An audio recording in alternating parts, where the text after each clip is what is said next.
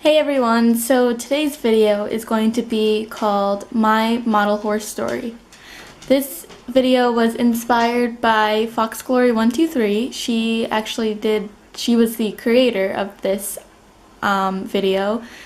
She has her model horse story up on her channel. I think she posted it a couple months ago, but I thought it was a great idea to kind of get you guys familiar with how all of this craziness in front of me happened.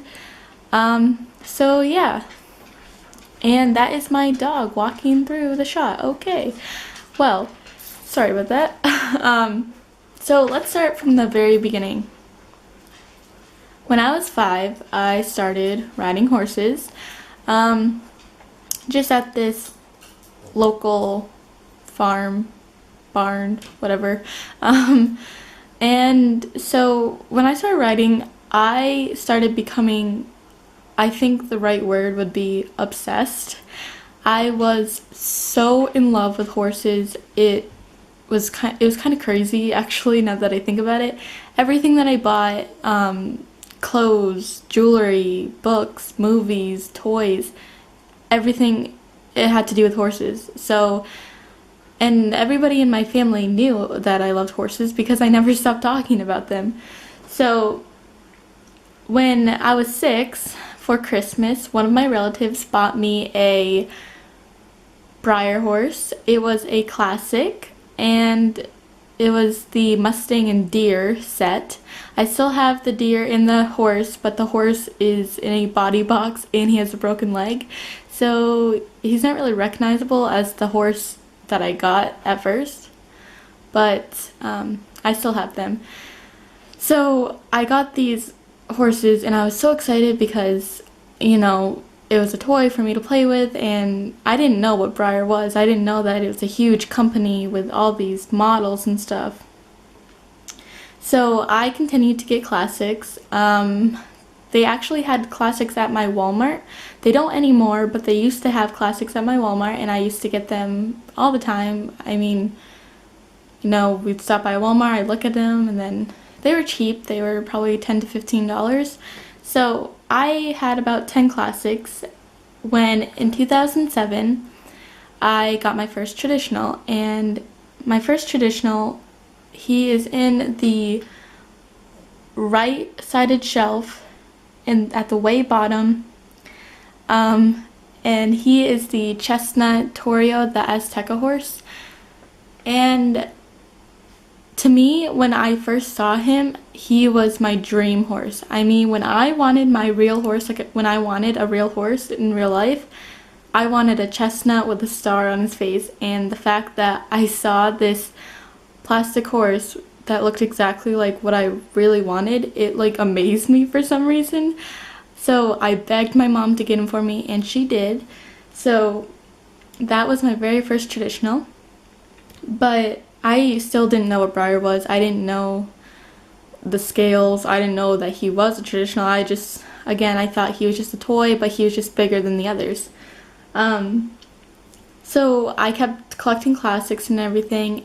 And in 2009, I think it was, it finally like clicked in my head that these were something.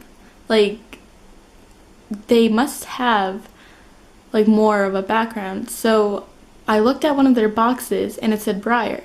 So I typed it in on the internet and I typed in Breyer, but of course Breyer ice cream popped up, so that was not very much help. And I was like, okay, might as well do Breyer horses, because, you know, they're horses. And up popped up the Breyer website. So I looked on it and I was like, wow, this is so cool. Like, there was more horses in different sizes. I saw stablemates, traditionals, classics. Back then, I think they still had paddock pals and mini winnies. And then I saw humans, like riders and tack and barns. And I just thought it's the coolest little thing. I was like, wow, I can have my own little horse world. So I saw another traditional, and my second traditional was actually Chili, if you guys know what he looks like. Yeah, that's who I got for my second traditional. And then after that, I kind of just kept going with it, and I stopped buying classics and I went on to traditionals. I found a tack shop by my house, probably like 45 minutes away. That was the closest one, and me and my dad would go there, and I'd get tack, and then I'd get horses, and I saved up my money for them. And then eventually I stopped getting tack. I stopped putting horses in my barn because when I watched YouTube videos, I saw that people had them on shelves. So I was like, oh, well, I should put mine on shelves, because back then I started learning what LSQ meant and PSQ and all this Breyer model terminology, and I was like, wow, these things have really a lot of stuff to them. Like, they're not just plastic horses to play with. There's really a big background around them, and I just could not believe that, like, that little classic started all of this. And so I kept them on shelves instead of barns, and I kept collecting and collecting. And then in 2011, I discovered Breyerfest. I did not go to Breyerfest in 2011 because when I found out about it, it was kind of late. Like, it was around probably May, and we still really didn't know what Breyerfest was exactly. So we really just couldn't do it. So I kept collecting. It was past that Breyerfest time, and then in 2012, for some reason, I stopped collecting. I stopped altogether. I still had my collection out, but I barely looked at them. They had a layer of dust on them. I didn't buy any more horses. I don't know. I don't really know what happened, but so about that time, Breyerfest rolled around, and my dad even said, hey, do you want to go to Breyerfest? And I said no, which, looking back at it now, I feel like my collection would be just so much different if I did go to Breyerfest 2012. Because obviously I would have had like different special runs and stuff, so it's just weird to think about, like, what if I did go to Breyerfest 2012? But I didn't, because that was the time that they didn't really interest me. But then soon after Breyerfest 2012, I picked it back up again and I started collecting again, and that was when I was determined to go to Breyerfest 2013. And there's my dog again. I'm very sorry.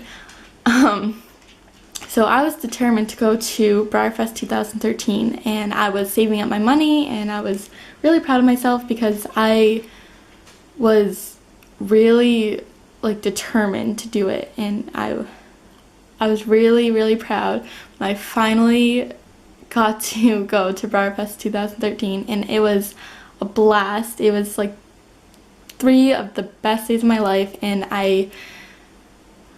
it was just a great experience. For any model horse collector, I think Breyerfest would just be the best experience ever. The Clarion, the horse park, meeting the real horses, so many plastic horses around you. It's like overwhelming, but it's awesome. So if you ever get a chance to go to Breyerfest, do not turn it down like I did twice now. I turned down Breyerfest 2012 and this year, Breyerfest 2014. I did not go this year because, again, I don't know why, but this year I had the same thing that happened back in 2012, and I just wasn't interested in models. I have no idea what happened, so by the time Breyerfest rolled around, which is actually going on right now, but I just didn't have enough money saved up, and now I'm really regretting not saving up my money for this year, because this year seemed like a lot of fun, 25th anniversary, and I just really regret it, because my dad wanted to go. He was like, oh yeah, let's go, but it was me who said, I don't have enough money, I can't. So whenever your parents are asking you to go to Breyerfest, say don't turn it down like I did, because now I'm really regretting it, and I really wanted to go, but I just didn't have enough money for it.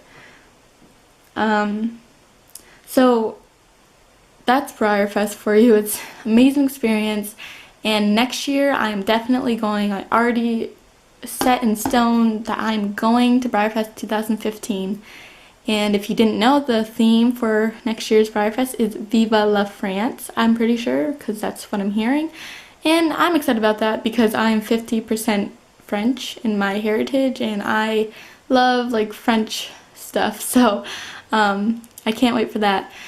But so a couple months ago, I started my first model horse show journey. I went to my first live model horse show in March. It was actually March 8th because I remember it was my sister's birthday. Yeah, don't worry, she wasn't mad. She was hanging out with her friends. I was doing my model horse show. We're all good. That was the only one I've been to. I'm hoping to go to continue going to them and stuff. I have to find, I think the next one closest to me is in September, so yeah. So what my family and friends think of me collecting model horses, well, my mom doesn't really understand it. She said she's the one who thinks like, what's the point, like they're plastic. She's one of those, like, oh, they're plastic. But my dad is the one who's supporting me. He's the one, like I said, who brought me to Briarfest. He wanted to go again, and he likes talking and asking about like, oh, who's this and oh, who's that. So yeah. So thank you guys so much for watching, and if you would like, do a video response and I will watch it. And so yeah, till next time, bye guys.